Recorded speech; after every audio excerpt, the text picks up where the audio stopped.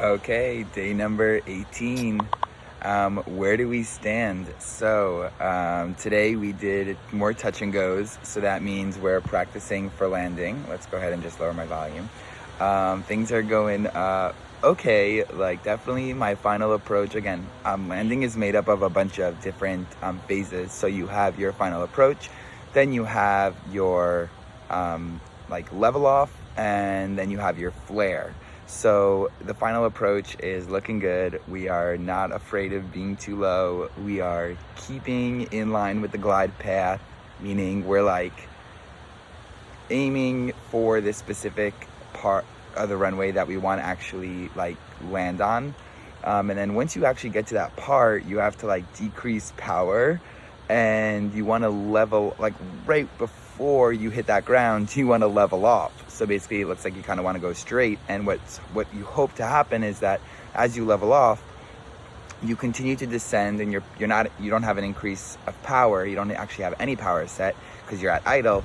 That your plane's going to slow down even further, and as your plane slows down further, you come closer to the ground. And then right before you hit that ground, you want to make sure that you hit the ground with your back wheels first, with your main gear first, so you actually, what they call is round out or flare. So that's when you actually like lift the nose as if you were taking off. So where do I have problems? I definitely have problems on taking back the power. I'll take it back like halfway, and my instructor will be like, it's not on idle. So I'll take it back a little bit more, and then he'll still say, okay, it's still not on idle. And then like the next time we do it, I like pull it all the way to idle, and it's like really aggressive. So it's about coming to that balance. So I would say today I didn't really register towards like the 9th landing, whether or not, I don't remember how I felt at that moment of pulling back the controls, the power setting to idle.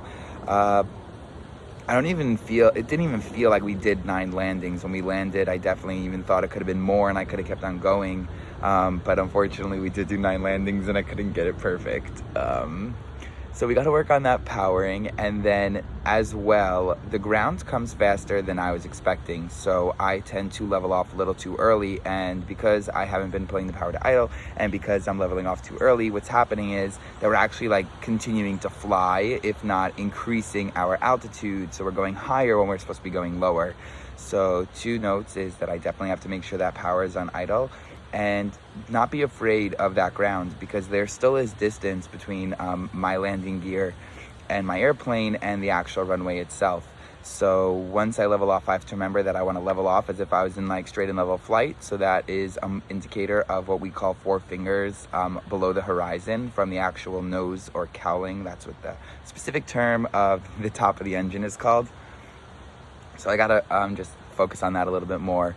And then the actual round out and flare makes a little bit of sense to me. I just got to make sure that I actually do pull back enough. And that image of when to actually start pulling back is also, like I said, a little more clear to me. And then just some things about like not being afraid. I know like sometimes I'm afraid to like apply too much rudder. So same thing with the actual flare, is I definitely feel like I'm applying too much back pressure on that wheel. So I'm feeling as if I'm gonna actually bring the nose up too high, when really that's not the case. So it's just a matter of feeling the airplane and getting comfortable. And my instructor gave me some videos to watch. I hope he's not getting frustrated. Definitely we did 9 landings and I couldn't get the level off. So I'm hoping that tomorrow morning we will get in that traffic pattern again. We'll probably do something else, like do some practice of maneuvers, just to like, keep the interest going across myself and the instructor. And then come Friday, we're hoping for good weather, although he made a comment that the weather's not going to be so good.